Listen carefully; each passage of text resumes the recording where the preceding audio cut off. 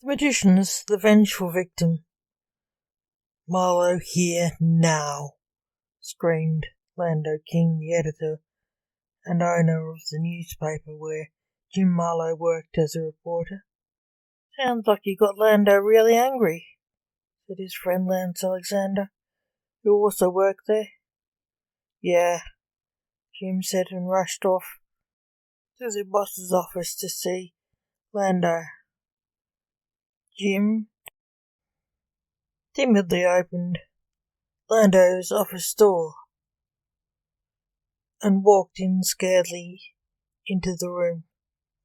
Marlowe, what took you so long? Did you come here via Tasmania? Shouted Lando. Jim grimaced nervously.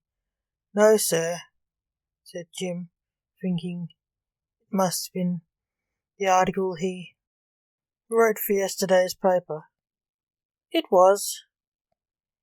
How dare you try put such idealistic tripe in my paper, shouted Lando, throwing a pile of paper at Jim. They were the article he submitted for editing and the notes on it. It wasn't tripe, sir. It was the truth, Jim shouted back. It was his second mistake, talking back to Lando, the control freak. The Earth does go round the sun. It's a scientific fact. The livid Jim shouted. You precocious upstart, said the sceptical Lando.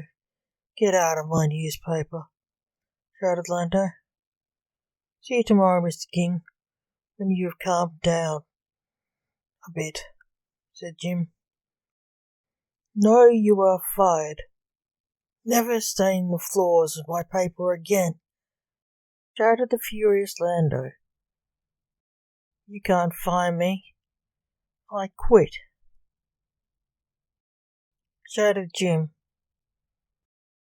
Later, Jim and Lance sat in a cafe. Jim was still very angry. He was boasting he would kill Lando for ruining his life and sacking him. He may be a Luddite and a tyrant who sacked you.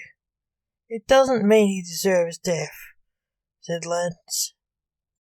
He knew both Lando as a friend and his father-in-law.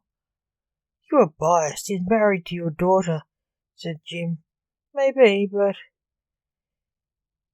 still being a royal pain in the neck is not a reason to kill a man, said Lance, and joked. If it was, my dad would be dead 10 times over. Lance and his father Blake were always arguing. But Lando is not just a pain in the neck. He's, said Jim.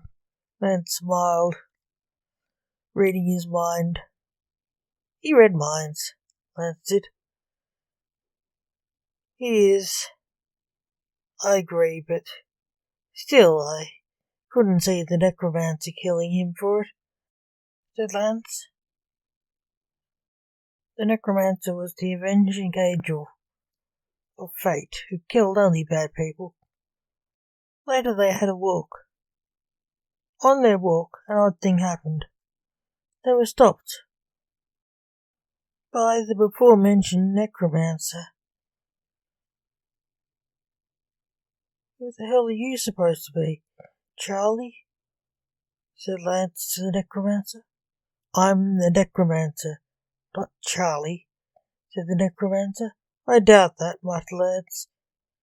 Who was the necromancer? What do you want of us? Asked Jim. I hear you want to kill Orlando King, said the necromancer. How do you know? Asked Jim. It's not hard to hear. You were shouting through the streets, said the fake necromancer. He was a bit loud, wasn't he? Said Lance. Yes, said the fake necromancer.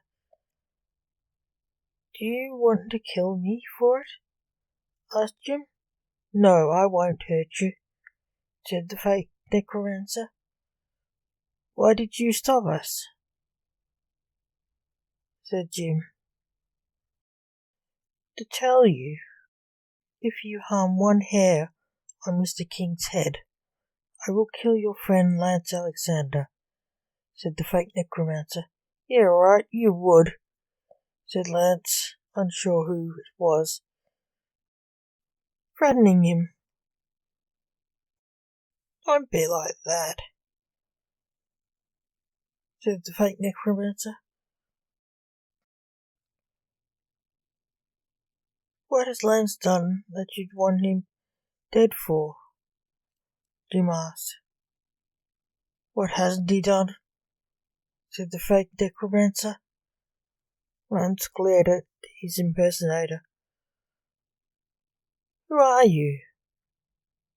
You are a fool, said Lance. What do you want?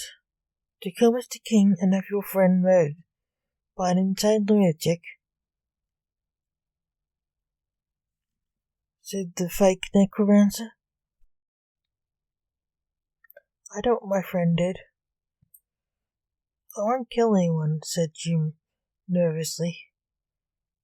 Insane lunatic you, said Lance, recognizing the masked man. He was livid at being called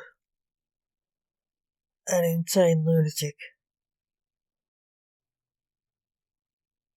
Necromancer, what do you want? Asked the Grim Reaper in the afterlife of another. I want to talk to him, Dante,